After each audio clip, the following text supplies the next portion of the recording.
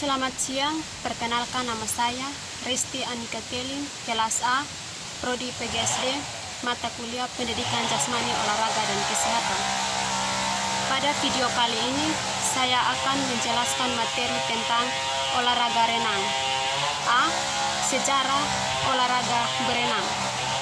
Manusia sudah dapat berenang sejak zaman prasejarah. Bukti tertua mengenai berenang adalah lukisan-lukisan tentang perenang dari zaman batu telah ditemukan di Gua Peberenang yang berdekatan dengan Wadi Sora di Gilf, Kebir, Mesir Barat Daya. Catatan tertua mengenai berenang berasal dari beberapa di antara dokumen tertua yang menyebut tentang berenang adalah Epos Gilgamesh, Iliad, Odyssey, dan Alkitab serta Beowulf dan hikayat-hikayat lain.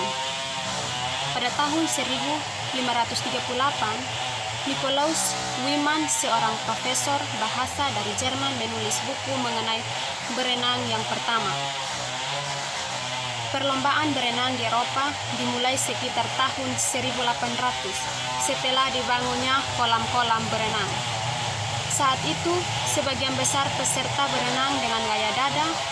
Pada tahun 1873, John Arthur Turgeon memperkenalkan gaya rangkak depan atau disebut gaya Turgeon dalam perlombaan berenang di dunia barat. Turgeon menirunya dari teknik berenang gaya bebas suku India di Amerika Selatan. Berenang merupakan salah satu cabang olahraga dalam Olimpiade Athena 1836. Pada tahun 1900, gaya punggung dimasukkan sebagai nomor baru pemenang Olimpiade.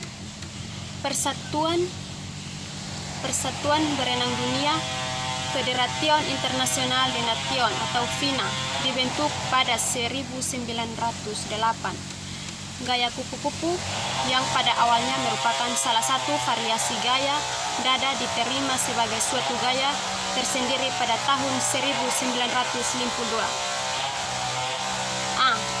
Macam-macam olahraga berenang. Dalam berenang untuk rekreasi, orang berenang dengan gaya dada, gaya punggung, gaya bebas, dan gaya kupu-kupu. Gaya berenang yang dilombakan dalam perlombaan berenang adalah gaya kupu-kupu, gaya punggung, gaya dada, gaya bebas. Dalam lomba berenang nomor gaya bebas, perenang dapat menggunakan berbagai macam gaya berenang, kecuali gaya dada, gaya punggung, dan gaya kupu-kupu. Tidak seperti halnya gaya dada, gaya punggung, dan gaya kupu-kupu. Federasi Berenang Internasional tidak mengatur teknik yang digunakan dalam nomor berenang gaya bebas. Walaupun demikian, hampir semua perenang berenang dengan gaya crawl, sehingga gaya crawl digunakan hampir secara universal oleh pemenang dalam nomor beberapa gaya bebas. Berikut ini keterangan masing-masing gaya dalam berenang. Gaya bebas. Gaya bebas adalah berenang dengan posisi dada menghadap ke permukaan air, kedua belah tangan secara bergantian digerakkan jauh ke depan dengan gerakan menyatu, sementara kedua belah kaki secara bergantian dicambukkan naik turun ke atas dan ke bawah. Sewaktu berenangnya gaya bebas, posisi wajah menghadap ke permukaan air. Pernapasan dilakukan saat lengan digerakkan keluar dari air, saat tubuh menjadi miring dan kepala berbaring ke samping. Sewaktu mengambil napas, perenang bisa memilih untuk menoleh ke kiri atau ke kanan dibandingkan gaya berenang lainnya. Gaya bebas merupakan gaya berenang yang bisa membuat tubuh melaju lebih cepat di air. Gaya bebas merupakan gaya yang tidak terikat dengan teknik-teknik dasar tersebut. Gaya bebas dilakukan dengan beraneka ragam gerakan dalam berenang yang bisa membuat perenang dapat melaju di dalam air, sehingga gerakan dalam gaya bebas bisa digunakan oleh beberapa orang, baik yang sudah terlatih maupun para pemula. C. Gaya dada. Gaya dada merupakan gaya berenang paling populer untuk berenang rekreasi. Posisi tubuh stabil dan kepala dapat berada di luar air dalam waktu yang lama. Gaya dada atau gaya katak adalah berenang dengan posisi dada menghadap ke permukaan air, namun berbeda dari gaya bebas. Batang tubuh selalu dalam keadaan tetap. Kedua belah kaki menendang ke arah luar, sementara kedua belah tangan diluruskan di depan. Kedua belah tangan dibuka ke samping seperti gerakan membela air agar badan maju lebih cepat ke depan. Gerakan tubuh meniru gerakan katak sedang berenang sehingga disebut gaya katak. Pernapasan dilakukan ketika mulut berada di permukaan air setelah 1 kali gerakan tangan kaki atau 2 kali gerakan tangan kaki. Dalam pelajaran berenang pemula belajar gaya dada atau gaya bebas. Di antara ketiga nomor berenang resmi yang diatur Federasi Berenang Internasional. Berenang gaya dada adalah berenang yang paling lambat. D. Gaya punggung. Sewaktu berenangnya punggung, orang berenang dengan posisi punggung menghadap ke permukaan air. Posisi wajah berada di atas air sehingga orang mudah mengambil napas, namun peberenang hanya dapat melihat dan tidak bisa melihat ke depan.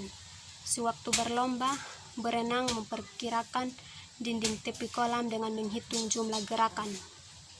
Dalam gaya punggung, gerakan lengan dan kaki serupa dengan gaya bebas, namun dengan posisi tubuh terlentang di permukaan air, kedua belah tangan secara bergantian digerakkan menuju pinggang seperti gerakan mengayun. Mulut dan hidung berada di luar air sehingga mudah mengambil atau membuang napas dengan mulut atau hidung. Sewaktu berlomba, berbeda dari sikap start berenang gaya bebas, gaya dada, dan gaya kupu-kupu yang semuanya dilakukan di atas balok start. Berenang gaya punggung melakukan start dari dalam kolom. Pemenang menghadap ke dinding kolom dengan kedua belah tangan memegang besi pegangan.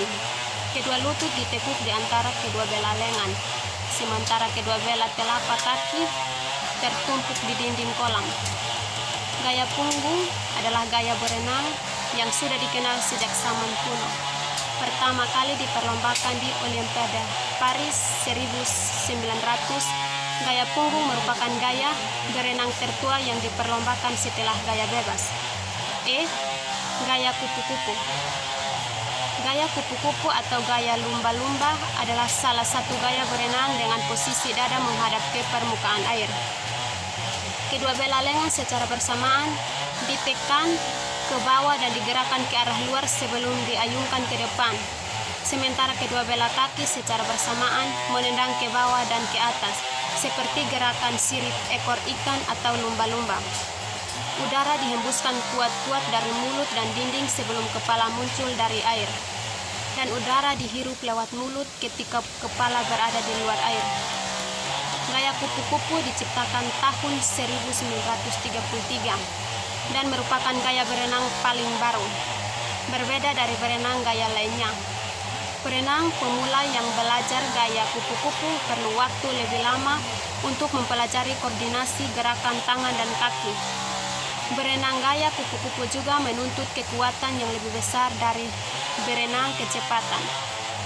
Berenang gaya kupu-kupu didapat dari ayunan kedua belah tangan secara bersamaan.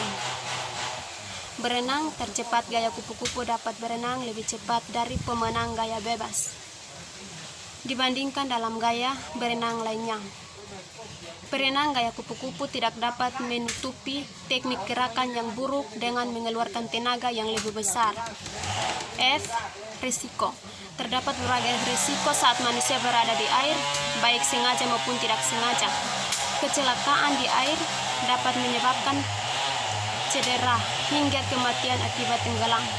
Oleh karena itu, sebelum memasuki air, perenang harus mencari tahu kedalaman kolam berenang, sungai atau laut yang ingin diberenangi.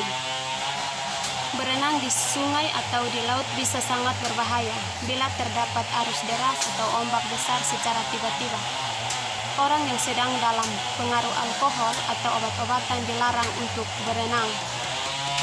Kacamata berenang dapat mencegah mata orang yang memakainya dari iritasi.